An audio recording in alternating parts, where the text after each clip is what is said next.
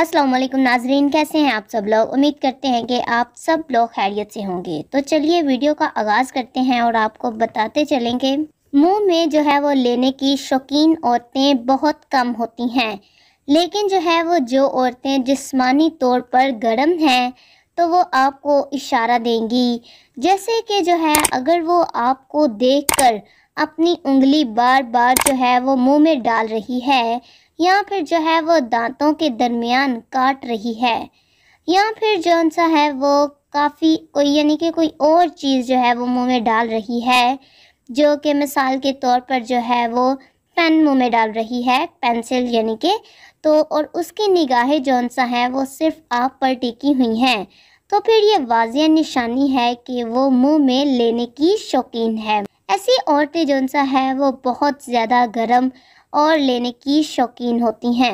अगरचे जौन सा है वो ऐसी औरतें बहुत कम हैं, लेकिन बिस्तर पर जो है वो आपको बहुत लुत्फ़ देती हैं। और फिर ऐसी औरतों को मुतमईन करने के लिए आपके पास जौन सा है वो मर्दाना ताकत भी दुगनी होनी चाहिए। तो व्यूअर्स, ये थी आज की वीडियो। उम्मीद करते हैं कि आपको आज की वीडियो ज़रूर पसंद आई होगी। तो वीडियो को लाइक कीजिएगा और इस तरह की मज़ीद अच्छी वीडियोज़ चाहिए तो चैनल को सब्सक्राइब भी कीजिएगा।